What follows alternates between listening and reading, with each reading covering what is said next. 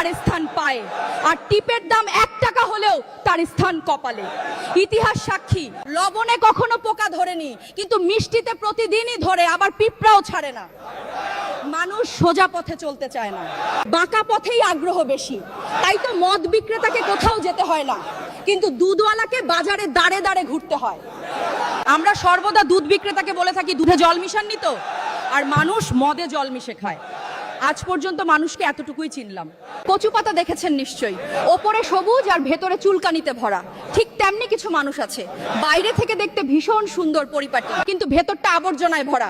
সাপ দুধ খেয়ে বিষ উগড়ে দেয়, আর গরু ঘাস খেয়েও দুধ দেয়। সুতরাং দোষটা খাবারের নয়, পার্থক্যটা স্বভাবের কাছে। নিজের যোগ্যতা নিয়ে কখনো অহংকার করবেন না। মনে রাখবেন, পাথর কিন্তু নিজের ওজনের জন্যই জলে ডুবে যায়। যারা, কি আজব দুনিয়া জানেন, যার চোখে ঘুম আসে